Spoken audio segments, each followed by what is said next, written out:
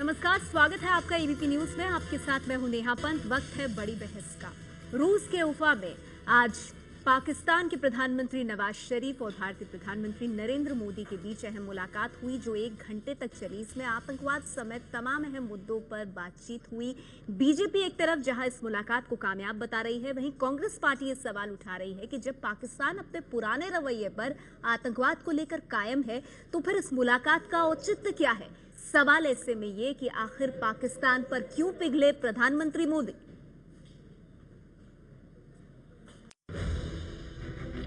हाथ मिले, हंसती मुस्कुराती तस्वीर दुनिया ने देखी, लेकिन हासिल क्या हुआ, इस पर चर्चा से पहले आपको बता दें कि जिस कमरे में दोनों प्रधानमंत्रियों की मुलाकात हुई उस कमरे में पीएम मोदी पहले से मौजूद थे। नवाज शरीफ जब कमरे के अंदर आए तो पीएम आगे बढ़े और हैंडशेक के लिए पहले उन्होंने नवाज शरीफ की तरफ हाथ बढ़ाया। आज उन्होंने नवाज शरीफ साहब को रिसीव किया है, नवाज शरीफ ने उनको रिसीव नहीं किया। कांग्रेस प्रधानमंत्री की नवाज शरीफ से मुलाकात पर सवाल उठा रही, पूछ रही है कि आतंकवाद सहित तमाम मुद्दों पर जब पाकिस्तान के रुख में कोई बदलाव नहीं आया है तो फिर नवाज शरीफ से मिलने की क्या तुक है। क्या लखवी वहां पर पकड़ा गया है? क्या कोई टेररिस्ट आए वापस? क्या वहां पर कुछ कार्रवाई पाकिस्तान में करी? क्या हमारे जवान कम शहादत जवानों को देनी पड़ी? सिविलियन कैजुअलिटीज क्या कम हुए? कहां पे इंप्रूवमेंट है 16 महीने में? चाइना और पाकिस्तान के मुतालिक 56 इंच के सीना का दावा करने वाले, कहीं पर तो इंप्रूवमेंट है तो बताएं। दूसरी तरफ बीजेपी की दलील है कि मुलाकात के दौरान आतंकवाद के खिलाफ कारगर लड़ाई और मुंबई हमले के आरोपियों के वॉइस सैंपल साझा करने जैसे कई मुद्दों पर सहमति बनी है। आज तक पाकिस्तान ये कहता रहा है कि भाई कुछ तरह के टेररिज्म होते हैं, उनको जायज मानना चाहिए। आज पाकिस्तान ने इकरार किया है terrorism in all it's forms is unacceptable. Yes. दोनों पीएम की मुलाकात के दौरान यह भी तय हुआ है कि आतंकवाद के मुद्दे पर दोनों देश के राष्ट्रीय सुरक्षा सलाहकार दिल्ली में मिलेंगे। सीमा पर फायरिंग रोकने के लिए बीएसएफ और पाकिस्तानी रेंजर्स के बीच बैठक होगी। 15 दिन के अंदर दोनों देश जेल में बंद मछुआरों को रिहा करेंगे और धार्मिक पर्यटन यात्रा को बढ़ावा देने की दिशा में काम करेंगे। Prime Minister Nawaz Sharif reiterated his invitation to Prime Minister Modi to visit Pakistan for the SAARC summit in 2016. Prime Minister Modi accepted that invitation. PM Modi से पहले साल 1999 और 2004 में एनडीए के तत्कालीन प्रधानमंत्री अटल बिहारी वाजपेयी पाकिस्तान गए थे। अब 2016 में प्रधानमंत्री मोदी ने पाकिस्तान जाने का फैसला किया है, लेकिन पीएम के इस फैसले से विरोधियों की बात छोड़िए, सरकार की सहयोगी शिवसेना भी खुश नहीं है। पाकिस्तान को तो सबक सिखाना चाहिए और मैं फिर से एक बार कहता हूं कि नरेंद्र मोदी में वो हिम्मत है, उन्होंने वो दिखानी चाहिए। तो शिवसेना कह रही है कि पाकिस्तान को सबक सिखाने की जरूरत है, लेकिन यहाँ तो बातचीत का रास्ता खोला जा रहा है। सवाल हम यहाँ पर इसलिए ये उठा रहे हैं कि पाकिस्तान पर क्यों पिघले मोदी। पाकिस्तान ने ऐसा क्या किया कि बातचीत के रास्ते फिर से खोलने की कोशिश हो रही है। 1 साल में ऐसा क्या बदल गया? पिछले साल आपको याद होगा विदेश सचिव स्तर की बातचीत भारत की तरफ से रद्द की गई थी। सवाल ये भी कि अगर बातचीत ही आपको करनी थी तो फिर बातचीत आपने बंद क्यों की? बातचीत का सिलसिला आपको बढ़ाए रखना चाहिए था। तो ये कुछ अहम सवाल हैं और इसके साथ ही सवाल है कांग्रेस पार्टी के लिए भी कि आज बातचीत पर आप सवाल उठा रहे हैं, लेकिन अगर बातचीत ही नहीं होगी पाकिस्तान के साथ तो फिर बात कैसे बनेगी। हमारे साथ आज की इस चर्चा में खास मेहमान मौजूद हैं। बीजेपी से सुधांशु त्रिवेदी जी हमारे साथ हैं, कांग्रेस पार्टी से संजय झा साहब जुड़ गए हैं, शिवसेना से अरविंद भोसले जी हैं, सीपीआई से अतुल अंजान जी हैं, यहाँ स्टूडियो में कंचन गुप्ता जी और विजय विद्रोही हमारे साथ मौजूद हैं और साथ ही आरएसएस विचारक राकेश सिन्हा जी भी हमारे साथ हैं। आप सबका बहुत बहुत स्वागत है। सुधांशु त्रिवेदी जी, सबसे अहम सवाल ये पूछा जा रहा है कि पाकिस्तान ने ऐसा क्या कर दिया आतंकवाद के खिलाफ जिसको लेकर भारत इतना संतुष्ट हो गया है कि पाकिस्तान के साथ आपने बातचीत के रास्ते फिर से खोल दिए हैं।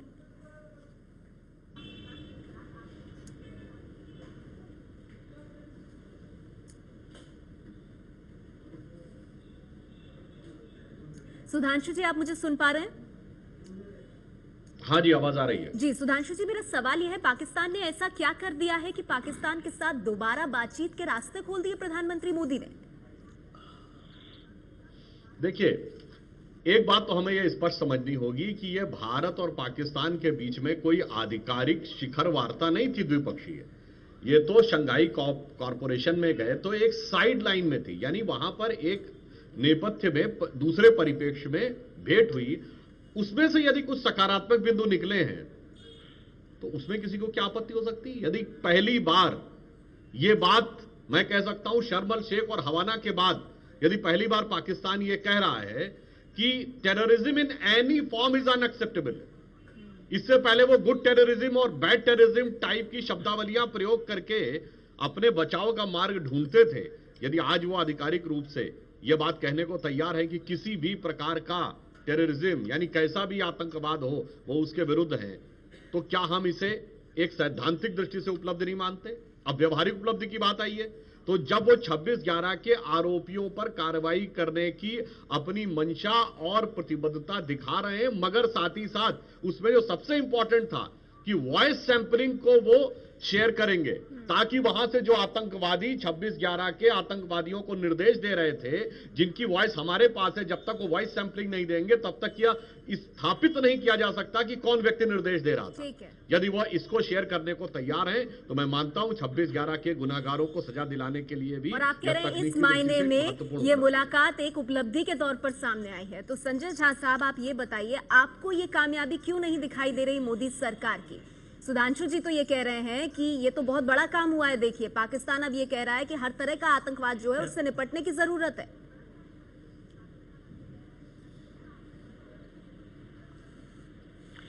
पाकिस्तान तो हमेशा यही कहता है, लेकिन सुधांशु जी भूल गए हैं कि बारामूला में क्या हुआ है 2 दिन पहले।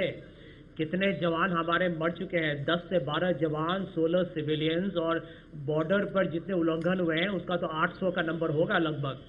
देखिए सच्चाई क्या है कि इनके पाकिस्तान के रक्षा मंत्री ने 2 दिन पहले इंटरव्यू में कहा है कि भारत को हम न्यूक्लियर अटैक करने के लिए हम तैयार हैं। माहौल आपका ऐसा है। अब आप ये भी सोच लीजिए कि ज़कीरुर रहमान लखवी जो अभी घूम रहे हैं पाकिस्तान में हफीज सईद के जैसे, उनको लेके इनके विदेश मंत्री सुषमा स्वराज जी, जो लोग ललित मोदी के लिए बहुत सिफारिश कर रही है यहाँ वहाँ, उन्होंने कहा था कि भारत पाकिस्तान से तब तक बात नहीं करेगा जब तक ज़कीरुर रहमान लखवी का गिरफ्तारी नहीं होगा। यहाँ वहीं पर रशिया में भी चीन ने खुलेआम कहा है कि वो भारत ने जो दबाव डाला था यूनाइटेड नेशंस पे कि लखवी को लेके पाकिस्तान पर कुछ कार्रवाई की जाए या उन पर एक्शन लिया जाए, चाइना ने भारत को बैक नहीं किया है। तो ये समझना हमें ठीक है। तो आप कह रहे हैं पाकिस्तान को लेकर, आतंकवाद को लेकर हासिल क्या हुआ जो हम पाकिस्तान के साथ फिर से बातचीत के रास्ते पर आगे बढ़ रहे हैं? मैंने आपका पॉइंट लिया संजय जी, इससे आगे बढ़ाना चाहूंगी। मेरे साथ राकेश सिन्हा जी मौजूद है। राकेश सिन्हा जी, तो सवाल ये है कि सिर्फ ये कहना, एक मिनट सर, फिर आऊंगी आपके पास, और भी मेरे साथ मेहमान है, मैं फिर आऊंगी आपके पास संजय जी। राकेश जी, तो फिर ये बात तो साफ है ना कि पाकिस्तान आतंकवाद को लेकर अपने पुराने रुख पर कायम है। राकेश जी से हमारा संपर्क टूट गया है। अरविंद भोसले जी मेरे साथ मौजूद है, उसके बाद अतुल जी के पास भी मैं आऊंगी। अरविंद भोसले जी, आप लोग लगातार कह रहे हैं पाकिस्तान को सबक सिखाया जाना चाहिए, लेकिन यहाँ तो मोदी सरकार अपनी उपलब्धि गिना रही है कि पाकिस्तान ने तो अब एक्नॉलेज किया है हर तरह के आतंकवाद को।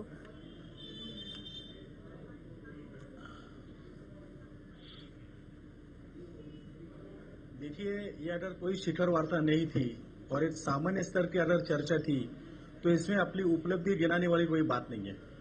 माना कि 8 महीनों के बाद दोनों देश के प्रधानमंत्री मिल रहे हैं, 1 साल के बाद दोबारा सचिव स्तर पे वार्ता चालू हो चुकी है, पर ये किस दिशा की तरह लेती जा रही है हमें? आज भी चर्चा चालू होने के पहले या दोनों देशों के प्रधानमंत्रियों के शेक हैंड होने के पहले इस देश के बॉर्डर पे जो हमारे जवान था उसकी बलि देते हमने क्या ये चर्चा चालू की है? ये दोबारा वही सब सवाल खड़े हो रहे हैं। और हमें बात समझनी होगी कि पाकिस्तान के साथ जिस तरीके से हम लोग डायलॉग करना चाहते हैं, ये तो यूपीए गवर्नमेंट के समय में भी हो रहा था, तो उस समय के कांग्रेस सरकार में और अभी के सरकार में क्या फर्क है? ये बहुत इंपॉर्टेंट पॉइंट आप उठा रहे हैं। की बात हो रही है कि भैंस के सामने बीन बजाओ, सरकार में भी हो रही थी, क्या निकले रहा? अब अगर एनडीए सरकार में भी यही बातचीत होती रहे और युद्ध विराम का उल्लंघन होता रहे तो फिर फायदा क्या है? राकेश सिन्हा जी, ये सवाल तो वाजिब है, फायदा क्या है?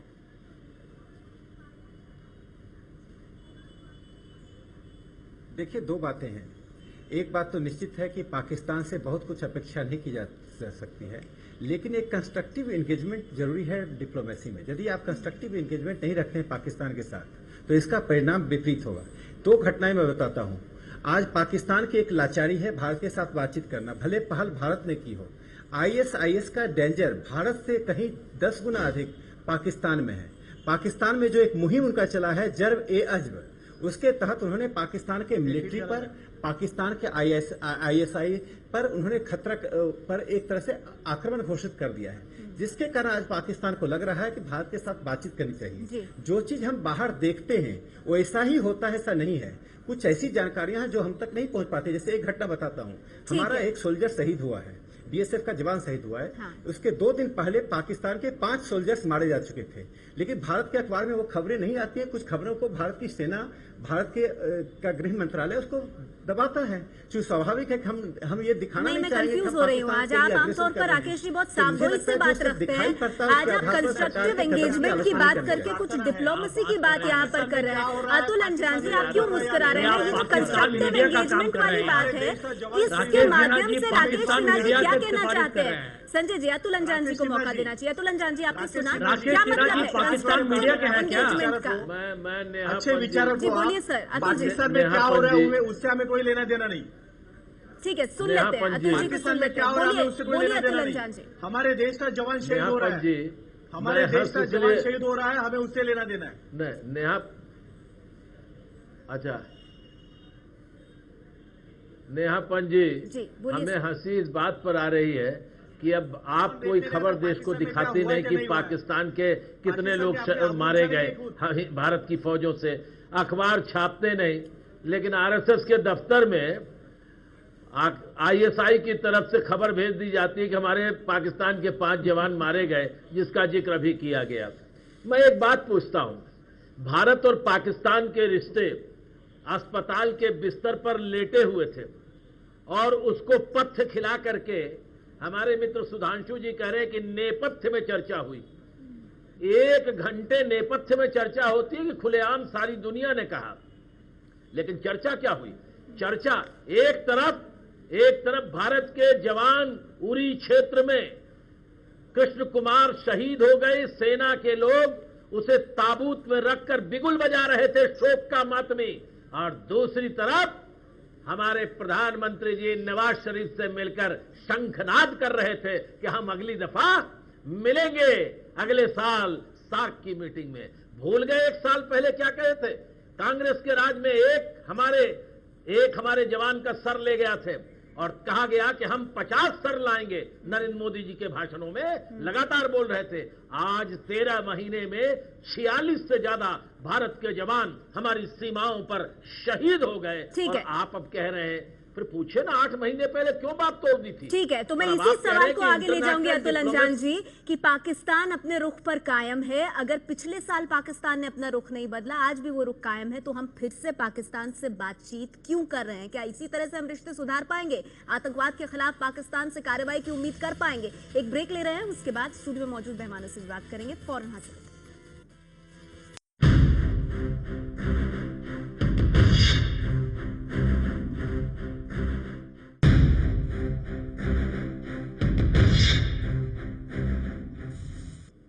पाकिस्तान पर क्यों पिघले प्रधानमंत्री मोदी, हम इसी विषय पर चर्चा कर रहे हैं। मुझे सवाल ये उठता है कि अगर बातचीत फिर से ही शुरू करनी थी तो बीच बीच में आप बातचीत बंद करके पाकिस्तान को आंख क्यों दिखाते हैं? पाकिस्तान लेगा आपको गंभीरता से? नहीं, बिल्कुल आप सही कह रहे हैं कि एक तरफ जब चुनाव का माहौल था तो आप कुछ और कह रहे थे। जैसे ही चुनाव खत्म होते हैं, आप सत्ता में आते हैं, तो पहले ही दिन आप गले मिलते हैं, फिर विदेश सचिव की बातचीत का सिलसिला आगे बढ़ाने की कोशिश होती है, फिर भारत एक तरफा वो बातचीत एक शर्त के साथ तोड़ देता है कि पाकिस्तान हुर्रियत से बात आगे नहीं करेगा। पाकिस्तान इस शर्त को नहीं मानता, फिर काठमांडू में सुबह मोदी मिलते नहीं है, हाथ नहीं मिलाते, और वही मोदी कुछ घंटों बाद गलबैयाँ करते हैं, और उसके बाद अब फिर ये यू टर्न आता है। अब सवाल उठता है, भारत और पाकिस्तान के जो रिश्ते हैं, उन रिश्तों को में एक निरंतरता हो, उसको कैसे सुलझाना है, उस दिशा में एक आगे उस रूप में बढ़ा जाए, या फिर कुछ एक घटनाओं के आधार पर आप रिश्तों को बनते बिगड़ते हुए देखते रहें। और सबसे बड़ी बात है कि जब बीजेपी विपक्ष में रहती है तो वो राष्ट्रवादी होती है, और जब कांग्रेस विपक्ष में रहती है तो वो राष्ट्रवादी होती है, जैसा कि अभी हम सुन रहे हैं। जी, तो कंचन जी, सवाल यहाँ पर यह है कि क्या प्रधानमंत्री मोदी की या मोदी सरकार की कोई विवशता है जिसके चलते पाकिस्तान आपको डिलीवर तो कुछ नहीं कर रहा आतंकवाद पर, फिर भी आप बात करने को मजबूर हैं? देखिए, अब कुछ तो कारण होगा कि जिसलिए प्रधानमंत्री मोदी नवाज शरीफ से मिले वहां पर साइडलाइंस पे, मैं उसमें नहीं जा रहा हूं। मेरा कहना है कि आप बार बार कहा जा रहा है कि इसको ब्रेक थ्रू है, हम आगे बढ़े हैं। हाँ। ये मुझे नहीं लगता इसमें ऐसा कुछ हुआ है। अगर कुछ हुआ भी है तो we have gone back in time. मैं आपको अगर मुझे इजाजत दें तो जनवरी 6, 2004 जब तब के प्रधानमंत्री अटल बिहारी वाजपेयी पाकिस्तान के राष्ट्रपति परवेज मुशर्रफ से मिले थे, सार्क समिट थी पाकिस्तान में, तो उस मीटिंग के बाद एक जॉइंट स्टेटमेंट इशू हुई थी। उसका मैं एक पैराग्राफ पढ़ के सुना रहा हूं। Prime minister Vajpayee said that in order to take forward and sustain the dialogue process, violence, hostility and terrorism must be prevented. ठीक है। President Musharraf reassured Prime Minister Vajpayee that he will not permit any territory under Pakistan's control to be used to support terrorism in any manner. तो आप कह रहे हैं ये 2004 में से आज आप 11 साल बाद आप जॉइंट स्टेटमेंट इशू कर रहे हैं जहां पर टेररिज्म इन एनी फॉर्म। अब अगर इफ दिस इज प्रोग्रेस तो मुझे नहीं लगता भारत पाकिस्तान के संबंध में कुछ सुधांशु जी से मैं जवाब दूंगी, लेकिन सुधांशु जी आपके सहयोगी हमारे साथ हैं अरविंद भोसले जी, और हमारे साथ कुछ और वक्त तक ही बस रहने वाले हैं, तो मैं उनसे प्रतिक्रिया ले लूं। अरविंद भोसले जी, आप लोग लगातार एक कंसिस्टेंट स्टैंड मेंटेन करते रहे हैं कि पाकिस्तान को सबक सिखाने की जरूरत है, और आप लोग ये भी मानते हैं कि प्रधानमंत्री में एक क्षमता है। फिर आपको क्या लगता है, क्या मजबूरी है प्रधानमंत्री की कि वो पाकिस्तान से लगातार बातचीत का ही रास्ता अपनाए हुए हैं? हाथ कुछ नहीं लग रहा भारत के।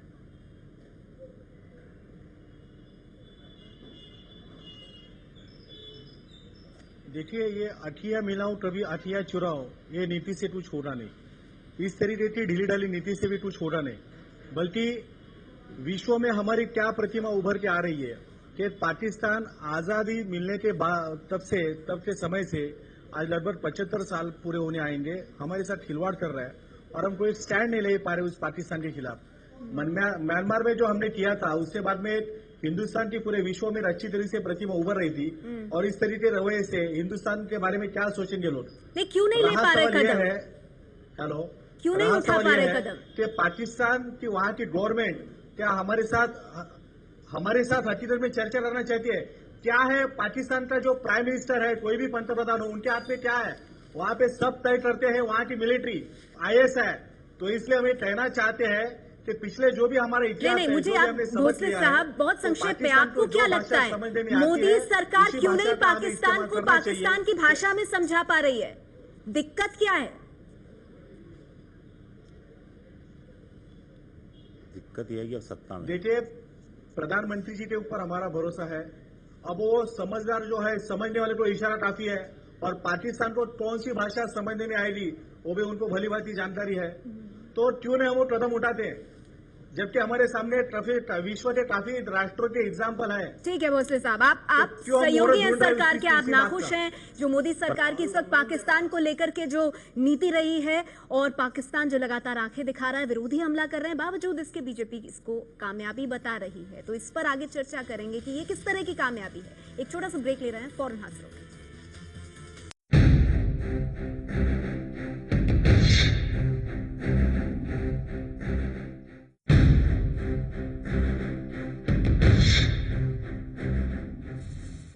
चर्चा हमारी जारी है, और इसी खबर से जुड़ी इस वक्त एक ताज़ा अपडेट ये आ रही है कि पाकिस्तान के राष्ट्रीय सुरक्षा सलाहकार सरताज अजीज ने एबीपी न्यूज से बातचीत में कहा है कि मोदी नवाज की बातचीत में कश्मीर का मुद्दा भी उठा। एबीपी न्यूज संवाददाता आशीष कुमार सिंह हमारे साथ जुड़ गए हैं। आशीष, क्या मायने निकाले जाएं इस बयान के? ये कुछ क्वार्टर से नया इस तरह की खबरें आ रही थी कि कश्मीर के इशू पर इस बातचीत के दौरान पाकिस्तान की तरफ से रेज नहीं किया गया। उन्होंने उसको क्लैरिफाई किया जब हमने उनसे सवाल पूछा कि क्या कश्मीर का मसला आपने नहीं उठाया। उन्होंने कहा Kashmir including all the outstanding issues जितने भी विवादित मसले हैं पाकिस्तान की तरफ से उसको उठाए गए थे। आशीष, मुझे रोकना पड़ेगा आपको, आपकी आवाज हम तक स्पष्ट तौर पर नहीं आ रही है, लेकिन ये बड़ी खबर आपको बता दें, इस पर जिज्ञासा बनी हुई थी कि क्या कश्मीर का मुद्दा उठा या नहीं उठा, तो आपको बता दें एबीपी न्यूज से बातचीत में पाकिस्तान के राष्ट्रीय सुरक्षा सलाहकार ने कहा है कि कश्मीर का मुद्दा भी आज की बातचीत में उठाया गया। लेकिन सवाल यह है, इस बातचीत से भारत को आखिर हासिल हो क्या रहा है? तमाम खास मेहमान हमारे साथ मौजूद हैं। सुधांशु जी, सवाल यह है जो यहाँ पे तमाम पैनलिस्ट पूछ रहे हैं कि आपने साल भर पहले विदेश सचिव स्तर की बातचीत जो थी वो बंद क्यों की, अगर आपको फिर से बातचीत शुरू ही करनी थी? देखिए, हम अपनी राष्ट्रीय सुरक्षा और अपनी राष्ट्रीय अस्मिता के प्रति प्रतिबद्धता के कारण हमने दृढ़तापूर्वक में निर्णय लिया था। अभी कंचन जी ने बोला और आपके कई विद्वान पैनलिस्टों ने ये बात बोली कि 2004 में उन्होंने अच्छा उल्लेख किया कि ये हमने कमिटमेंट करवा लिया था पाकिस्तान से कि किसी भी प्रकार से दहशतगर्दी का प्रयोग वो अपनी सरजमी से नहीं करने देंगे, और 11 साल बाद हम वहीं के वहीं खड़े हैं। क्यों खड़े हैं? क्योंकि बीच में हम भूल गए 2007 में हवाना में जाके क्या कह दिया था तत्कालीन गवर्नमेंट ने कि पाकिस्तान ही आतंकवाद का पीड़ित देश है। फिर 2 साल बाद शर्म अल शेख में क्या कह दिया कि आतंकवाद से शांति वार्ता प्रभावित नहीं होगी। इस कारण से जो कुछ 2004 में था उससे हम 10 संजय कदम जी, पीछे सीधा चले। आरोप आपकी आज की पार्टी स्थिति पर। यह है, सुनिए पूरी बात सुन लीजिए, 1 मिनट मुझे बात करने दीजिए। मोदी जी ने जाके लखवी का मामला पाकिस्तान को छोड़िए चीन तक उठाया। एक ये दौर है और एक वो दौर था जब चीन ने हाफिज जवाब क्या सईद दिया? इनके गृह मंत्री सुशील शिंदे के बयान के ऊपर बधाई देता था वहां से बैठ। ठीक है सर, अब आपकी सरकार है, आप अतीत में ले जा रहे हैं, लेकिन अब आपकी सरकार है। लेकिन आपने जो सवाल उठाया मैं उस पर जवाब ले लेती हूँ। संजय जी, आप लोगों ने जो पॉलिसी रखी पाकिस्तान को लेकर, उसका खामियाजा आज तक भुगतना पड़ रहा है। उसी को ठीक कर रही है मोदी सरकार, ये कह रही है बीजेपी।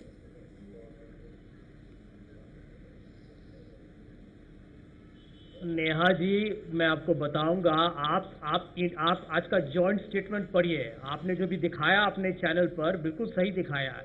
उसमें बहुत ही एक चिंताजनक विषय है।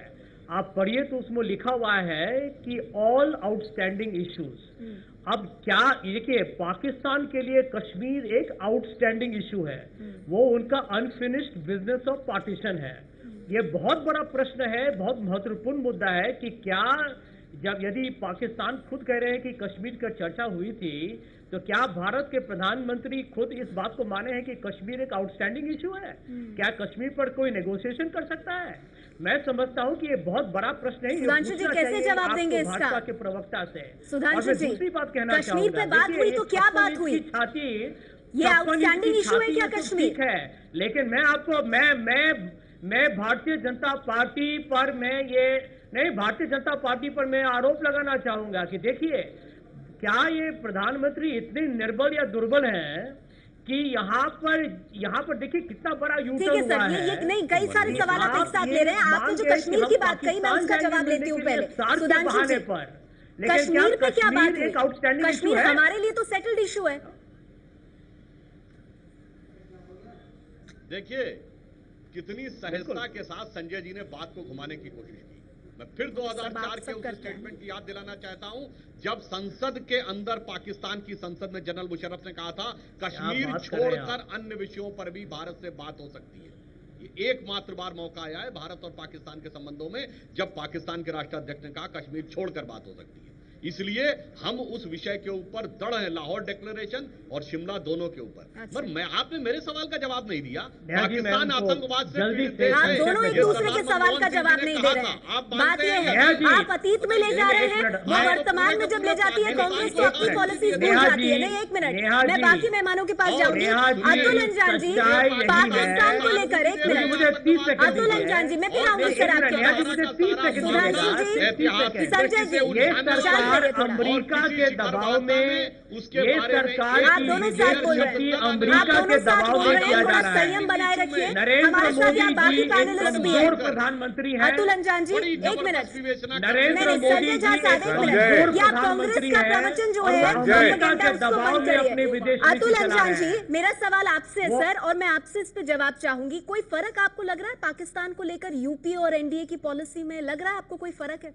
आउटस्टैंडिंग इशू की तो बात हम बताएं। अतुल अंजान जी, मैं अपने अनुज मैं सुधांशु त्रिवेदी जी से कहना चाहता हूं कि पाकिस्तान के राष्ट्रपति ने गुड टेररिज्म और बैड टेररिज्म की बात नहीं की थी। ये बात अमेरिकन प्रेसिडेंट ने कही थी, वो अमेरिका के संबंध में, अफगानिस्तान के संबंध में। पाकिस्तान आज गौर करिए कि कहां खड़ा है।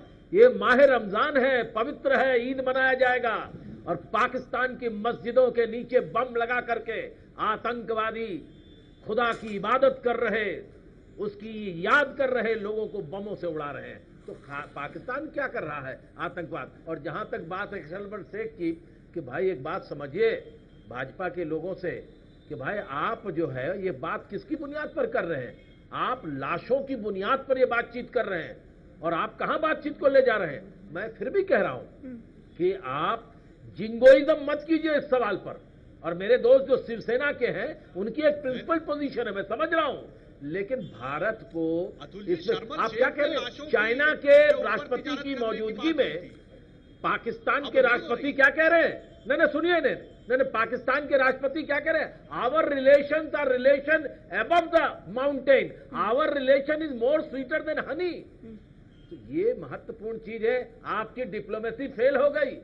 मोदी जी चीन के राष्ट्रपति को जो झूला झूला रहे थे वो आप कह रहे हैं कि चीन को लेकर, पाकिस्तान को लेकर, आतंकवाद को लेकर ये डिप्लोमेसी मोदी सरकार की काम नहीं कर रही है। अतुल जी, रोकना चाहूंगी आपको, मुझे इसे आगे ले जाना होगा। मेरे साथ राकेश जी यहाँ पर मौजूद है। तो राकेश जी, आप क्या आप अपने विचार एक टिप्पणी करना चाहूंगा। ये अतुल जी प्लीज जरा सुन लें। ये जो higher than mountains deeper than ocean वाला जो एक्सप्रेशन है पाकिस्तान चाइना रिलेशंस का, ये कम से कम 15 साल पुराना एक्सप्रेशन है, इसमें कोई नई बात नहीं। बाकी आपकी जो भी ठीक है, चलिए राकेश सिन्हा जी, हम क्यों शर्मल शेख जा रहे हैं? हम 2004 की बात कर रहे हैं। राकेश जी, मैं तो ये सीधे सीधे कह रही हूँ, ये जो युद्ध विराम का उल्लंघन लगातार पाकिस्तान कर रहा है, ये जो बीएसएफ के जवान शहीद हो रहे हैं, ये जो पाकिस्तान हमको कहता है कि हम तो न्यूक्लियर वेपन भी चला देंगे अगर हमारे अस्तित्व की बात आएगी, ये चीन जो लखवी की जो हमारी कोशिशें हैं उनके आगे रोड़ा डालता है पाकिस्तान के कहने पर, हम इससे नजरअंदाज क्यों कर रहे हैं? राकेश जी,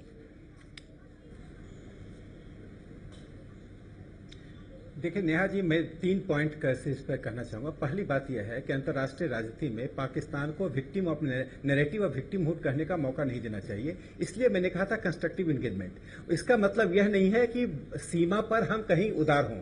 सीमा पर एक गोली का जवाब 10 गोली से, एक सर का जवाब 10 सर से देना चाहिए। और जरूरत पड़े तो जिस हद तक भारत की सेना को, भारत की बीएसएफ को जाना चाहिए। मुझे लगता है कुछ हद तक सीमा पर पाकिस्तान को एक संदेश मिल चुका है। दूसरी बात मैं कहना चाहूंगा, चीन और पाकिस्तान की दोस्ती, कंचन जी ठीक करे 15 साल पुराना है, लेकिन पाकिस्तान को ऐसा मौका मत दे दीजिए कि पूरे चीन के खाते में आ जाए। देखिए, कंस्ट्रक्टिव एंगेजमेंट का बहुत से नेगेटिव पक्ष हैं, उसको एक मुगालते में रखने की भी बातें होती हैं। तीसरा कि अंतर्राष्ट्रीय राजनीति में यह पाकिस्तान को मौका मत दीजिए कि सारे अंतर्राष्ट्रीय मंच पर जाए कि पाकिस्तान भारत के साथ हमारी बातचीत नहीं हो रही है और हमारा साथ दीजिए। बायलैटरल टॉक के मंच पर उसको बनाए रखना। डिप्लोमेसी सिर्फ गोलियों से नहीं होती है, गोलियां तो चल रही हैं और मैं कह रहा हूं सीमा पर लेकिन अरविंद भोसले जी, इस बातचीत से हम कहां जा रहे हैं? अरविंद भोसले जी,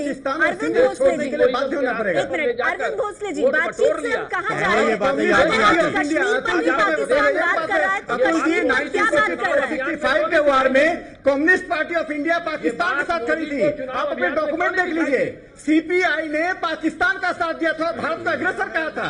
65 के युद्ध में कम्युनिस्ट पार्टी ने गद्दार की भूमिका निभाई थी। आप डॉक्यूमेंट देखिए, अपने पार्टी के डॉक्यूमेंट को पढ़ लीजिए।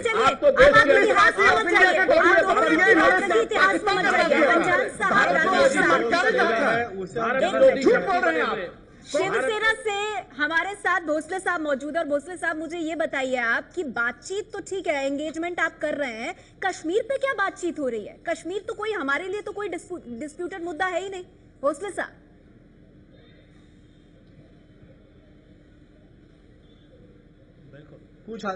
कुछ हासिल नहीं हो रहा। ये क्या है, जो सोया है उसे उसे उठा सकते हैं, जिसने सोने का बहाना बनाया उसे हम कभी उठा नहीं सकते। और ये पाकिस्तान जो टूटे की जो टेढ़ी दूम है उसी की तरह है, उसके साथ इस तरीके से वार्ता करके कुछ हासिल नहीं हो रहा। उल्टा इस सब बातों का तो क्या किया जाए? चाइना लड़ ले पाकिस्तान के साथ। नहीं, आप बताइए ना, आप बड़ी बड़ी बातें करते हैं, आप कहते हैं पाकिस्तान से बात नहीं करनी चाहिए, ये नहीं करते, क्या किया जाए? देखिए, आपकी नजर में क्या सोल्यूशन है? वो एक न्यूक्लियर पावर है, उसके वो भी उसका परमाणु रखता है। ये चुनाव के पहले सोचना चाहिए था, हमें क्या करना चाहिए चुनाव के पहले सोचना चाहिए था। जब हमारे में उतनी हिम्मत है, जब हमारे उतनी क्षमता है, तो हथियार क्या पूजा के लिए हमने सब बना के रखे हैं? तो सुधांशु जी, चुनाव से पहले चुनाव के बाद सरकार झड़ जाइए। सुधांशु जी, जो सरकार आपकी ये बात नहीं मान रही उससे क्यों चुपके हुए हैं? सुधांशु जी, पाकिस्तान के जरिए मुझे एक ब्रेक लेना होगा, लेकिन ये सोचिए आप, तब तक हम लोग सब बर्दाश्त करते रहेंगे। मनमोहन सिंह भी यही कहते थे। मनमोहन सिंह भी यही कहते थे कि पड़ोसी है पाकिस्तान, उससे बात तो करनी पड़ेगी। तो क्या उसी स्कूल ऑफ थॉट से अब ये एक विचार लिया जा रहा है जिसके तहत पाकिस्तान तो नहीं बदला लेकिन भारत पाकिस्तान से बातचीत कर रहा है? लेकिन अगर बातचीत ना करें तो क्या करें? इस सवाल पर आगे चर्चा करेंगे। एक छोटा सा ब्रेक फौरन हासिल।